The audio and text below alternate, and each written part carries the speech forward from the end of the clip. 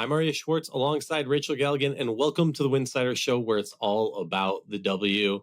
You might have heard it by now. We got some big news to announce. 2025 is kicking and screaming. We are in the thick of it. Let's dive right in and discuss many WNBA topics.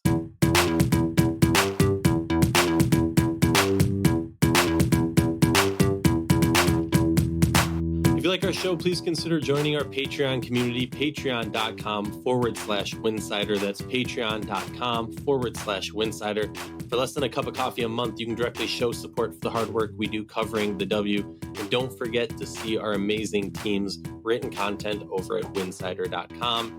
That's winsidr.com. Welcome back to the show. So we spoke about this briefly. We literally moments ago just finished recording our first episode. Recording isn't the right word. Our first streaming airing. Our first live episode. If you don't follow us on social media, but you follow the podcast, let me fill you in. Rachel and I were approached by Bleacher Report, who we've been doing, during the WNBA season, we were doing live streams for them. So during the college season so far, we've been doing the AP, when the AP poll drops at 12 p.m. on Mondays. We've been doing a reaction pod or a reaction live stream about that. All of this inside the Bleacher Report app. Well, they came to us a few weeks ago and said, we want to do something very creative and very new. We want to do a year-round weekly WNBA show, and we want you guys to host it. Now, that was, first of all, we'll talk about this in a sec. It took me like weeks before I understood how amazing and whatever.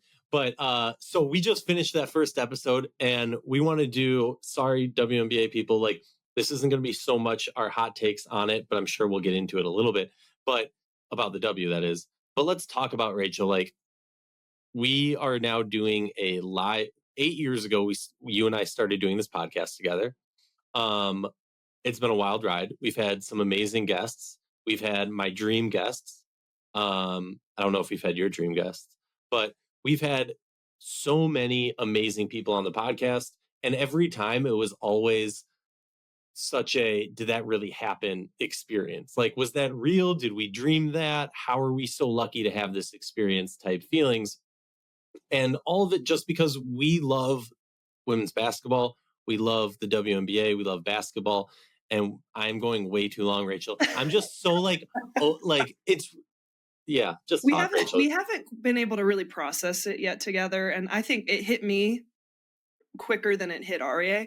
Like when they approached us about the show, and kind of laid out the foundation of it and what it looks like and that type of stuff. Like, of course, that's awesome. It's an opportunity. But then when, just to have someone, I remember, for years talking about, man, we just need consistent coverage. And yes, we've been doing that. We've done it on the Winsidr Show. We've done it with Film Room, in different ways, but we've been here for 8 years, basically as a hobby. We've done it because we're passionate about it. And we've done it because it matters and it's important. And we've built a community in this. And it's something that we absolutely adore. And you've built a phenomenal thing here at Winsidr. But to be able to have a major outlet, a major name, like a platform like Bleacher Report, approach you about, doing something like this, we haven't, we were racking our brains. Has there been a weekly show, like camera, let me see your face, because, I'm not a writer anymore. I tried that a little bit. That's not my thing. My thing is talking. You did great. Not a podcast, but like a show, something where like we're going on air, people can tune in and they can actually watch it. And it's groundbreaking. And it was groundbreaking from the moment they approached me about it. I do not take that for granted at all.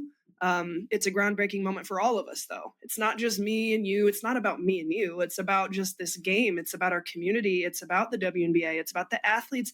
And it's about the fans, because the fans are what are driving this. You're seeing a place like Bleacher Report that's seeing the investment. They're seeing that it's worth it. They're wanting to create their programming around the WNBA, which, I don't know, I just don't want to just bypass this and not, reflect on it and be appreciative of the opportunity that, we used to talk about, like, when is that day going to come? We had no idea, but it's really cool. It's really special. I feel humbled and honored to be a part of it and doing it alongside one of my best friends.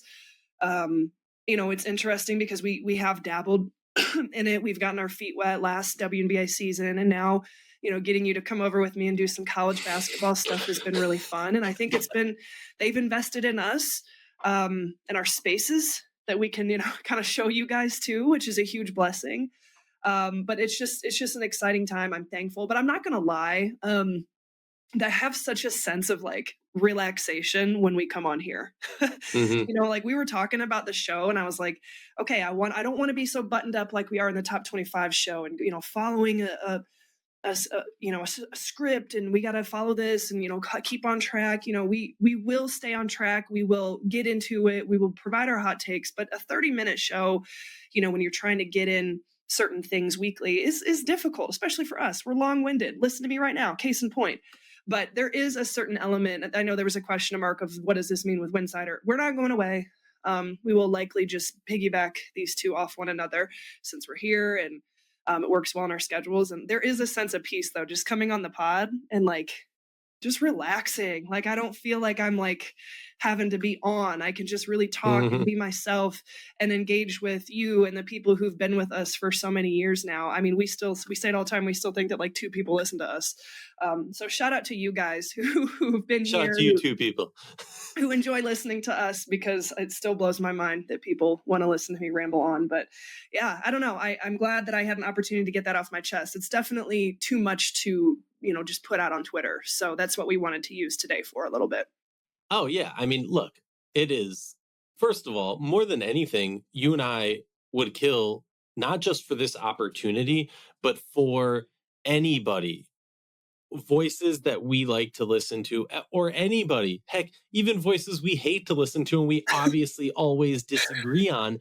We would kill to have them have a weekly, year-round show to discuss the WNBA, because there's so many things. And as you rightfully said, this shows Bleacher Report's investment in women's basketball. Obviously, it's an investment in us, which is a huge compliment. And Rachel and I both don't like taking compliments. We just are kind of like, cool, let's move on. But I do think it is important. Like, this is historic. We have been dreaming about somebody doing this type of show for so many years. And now we're given this opportunity, and it's extremely humbling. We don't take it for granted. We don't take it lightly. We understand that we have an opportunity to lift up, in my opinion, fight me on this, anybody, the greatest athletes in basketball's history. Well, I won't say history, the greatest league in basketball history, and the greatest basketball players in the world today. We get to lift them up, make sure millions of more people, that's weird saying, because there's millions of people who have the Bleacher Report app. So like, we're given an opportunity, right? Like, to spread the gospel of the WNBA and women's basketball. And we are so lucky to do it. Now we're like missionaries. Whatever, man. Look, the WNBA is better than the men's league. It's a fact of the matter. It's just a matter of time until, and I said this, I don't remember why I tweeted this out a week or so ago. Like, we're at the point in 2025 in the world where women's college basketball is the hotter, the more paid attention to, the bigger eye pull, the more money invested, the bigger returns, the bigger TV viewership, bigger attendance. It has, in my opinion, at least from an outsider who never was really big into either of those and now is paying attention a little bit more, it has surpassed. And now when people talk about college basketball, they're not saying women's college basketball because college basketball is the men's. They're saying women's college basketball because they want to differentiate which one they're watching, and they are watching the better product. And so in my mind, we're seeing this in college. We're seeing the women's game surpass the men's game.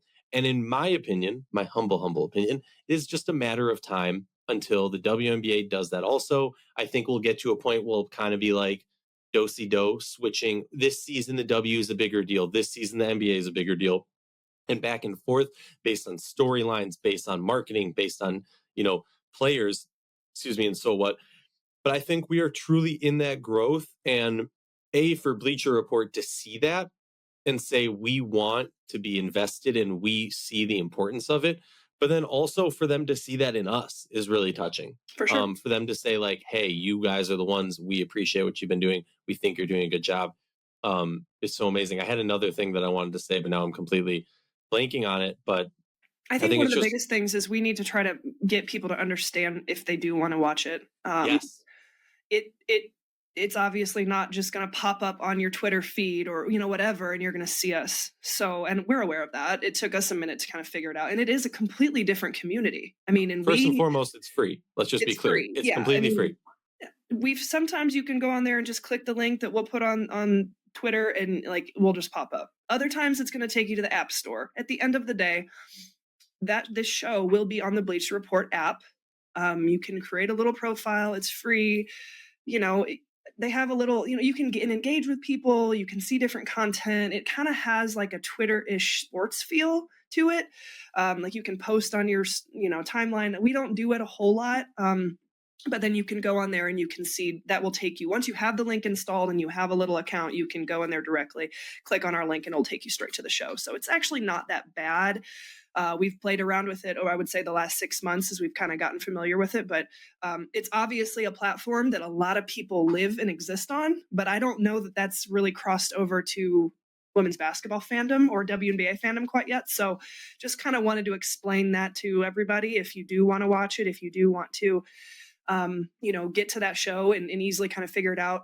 That's what we've gathered so far. It's not that bad. I promise you. It's honestly, it's super easy. Once you have the app, you don't need to create an account. Once you have the app, you can, if you do create an account, even if you don't create an account, you can like different sports teams or different sports leagues that you follow, and you will get notifications about that.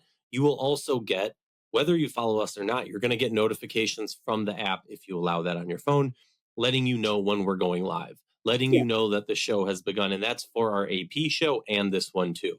So it's super, super simple. You can also go to the Bleacher Report website. It's pretty easy.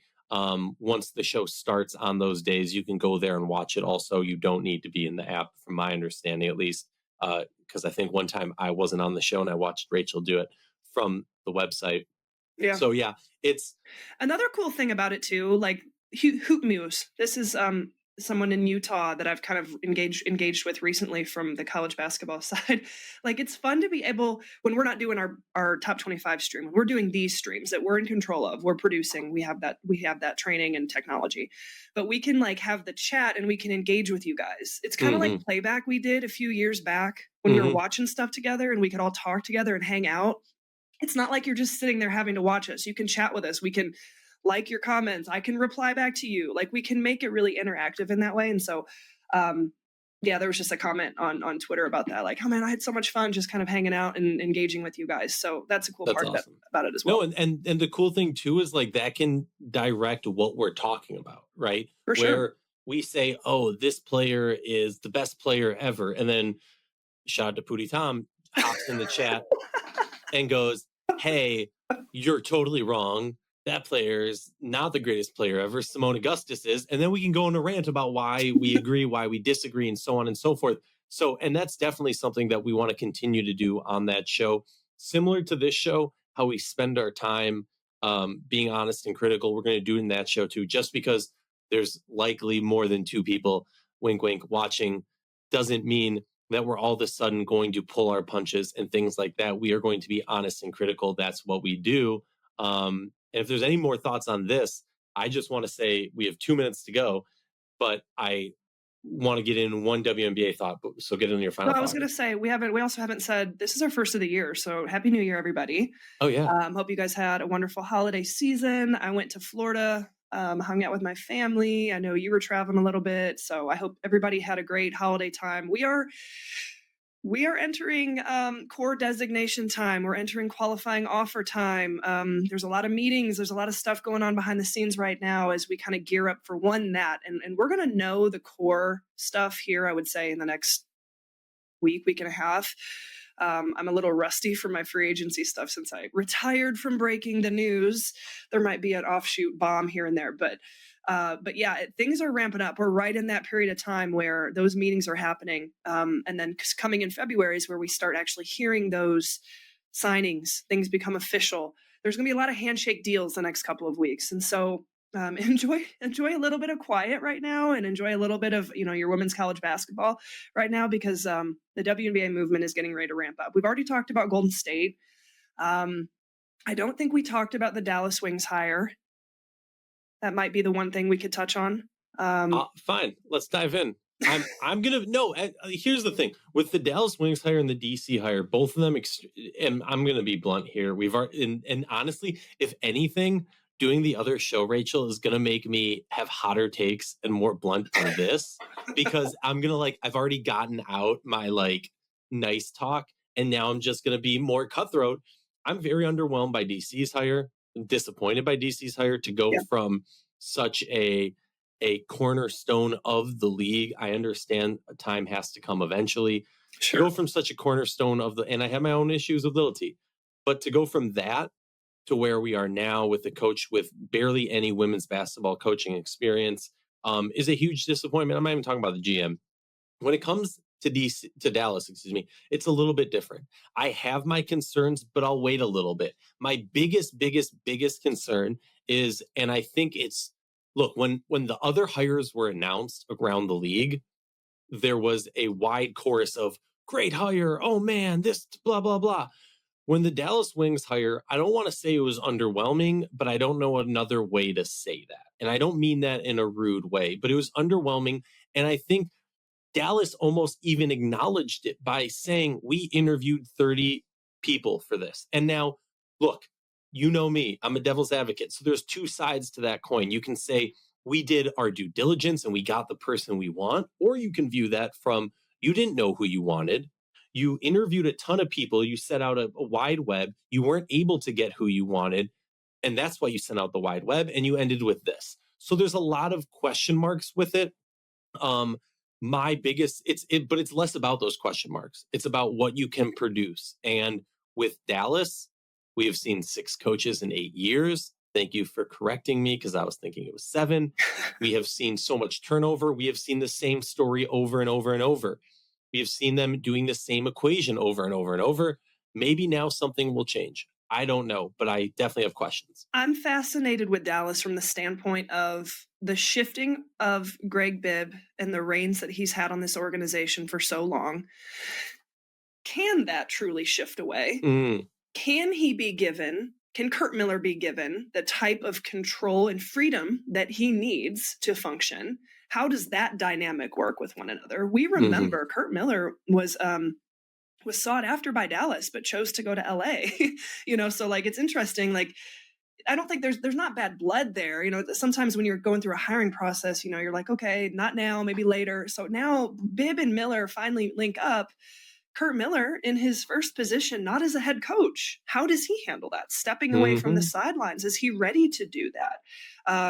And allow someone, a protege, if you will, and Chris Koklanis, who, has never stood on the sideline, been a head coach, comes with a lot of, has worked his way up. It's an incredible story from being a practice player in college, all the way to video coordinator in the WNBA to, defensive coordinator in Connecticut, LA. I mean, he's got, you can't sit here and say this is a terrible hire. Any first-time head coach, there's going to be question marks. And so I just know that Curt Miller is extremely high on Chris, and I know that a lot of people respect him. Yes, he's young, but let's see. So to be determined. I'm excited to kind of, hopefully, I think when I look at Dallas, I'm talking about the bigger picture here. Hopefully that, and the totality between Bibb, Miller, and Chris, they can adapt to those new roles and work well together and help this franchise be better off than what it used to be. The last thing I want to say is just interesting. We always do who won free agency grades, right? Okay. We should do a who won the hiring grade this year, because what was it, 7 franchises? Because I mean, that's it might have been 8. I don't even know. I was counting on Twitter and I lost track, but when that was historic. I think we're going to be talking about this throughout the course of the season, because, you can't just, it's not like it was just 2 positions and, we've just been trading out people who've been in the league for a long time. We had to get new blood in this league, whether that was going to be international coaching experience, whether that was going to be college coaching experience. You've got 2 major names in Lynn Roberts and Carl Smesko. How do they adapt? How do they adapt to this wonderful world of the WNBA? That's going to be fascinating to analyze. You've got someone like probably the biggest name and Steph White could have gone anywhere, probably. She wanted to, just because of her stock at the exact time. You got Christy Sides, who didn't take anything. Who knows what she ends up? You got Tanisha Wright, who goes back to be an assistant. So you've got so many different dynamics here and a pool of people to pull from. It's going to be really fun to analyze this. And then you have other college coaches that I know for a fact were sought after and who would have taken that job. They are ready. College coaches are ready to take the jump to the WNBA. But what's going to have to happen moving forward now is that when they negotiate their contracts, their buyouts cannot be what they used to be. The buyouts have been the biggest issue with some of these big names being able to take the jump from college to WNBA. That happened a lot here in this offseason. Mm-hmm. That's the last thing I got. No, that's some great insight. And also another thing that I just want to drop when it comes to Dallas is, how does a new head coach, a young new head coach, handle superstar personalities that we already know are on roster in Dallas? That's another question mark that I have. But I do want to give some love to, look, there was a style of coaching hires that we saw this year, and then I'm done. The style of coaching that we saw was either college or assistant in the W, right? Assistants who had success. The one that we didn't, well, I guess Steph White doesn't, but Steph White doesn't count. She's their own. Is Rashid going to Connecticut's Sun? That's a really, really interesting hire, especially when you talk about. He was also sought after by multiple organizations. Yep. Yeah. And to look at his connection to French teams and players in the French world, and then his connection to Belgian national players. And in that world, can you attract an Emma Mieseman? Can you attract some of these overseas players to go there? And his story is a really unique one. We'll do another episode where we dive into all that. But I think that's kind of flying under the radar of, for sure. Look, 90% of their roster is a free agent. They lost their head coach after a historic run, after the best start in their team, their franchise's history. They lose their head coach. They're arguably, maybe you could say, likely going to lose a bunch of those key players. But now they have sneakily added maybe the best hire. That's no shade to anyone else, because we haven't seen any of them else be head coaches and have success yet. They haven't played. But maybe they were able to get the best hire and someone who has tons of experience coaching big names, coaching superstars. You can attract some of that talent to come over. Exactly. I think it's a really interesting hire, and especially considering all of the talk of facilities and payment and things like that. Connecticut has not shown necessarily that they are going to invest in the facilities in the same way that some of these other teams are. Yeah. And this might be half joking, but you know who else doesn't invest in facilities and has been doing it, not investing in facilities for years and still winning? Overseas teams. That's what everybody talks about, is how there's no facilities overseas. Well, now you have a coach who knows how to work with limited resources, and arguably is going to bring over players who know how to use limited resources. So very, very interesting. Happy 2025. Very grateful to be continuing this journey with you, Rachel. I know we got tons of stuff to do, but real quick, because I have to, because it's 2025, Rachel. I don't want to do this anymore. No. All right, that was a 2024 thing. No more. Have a good one. We'll be back with much more to discuss.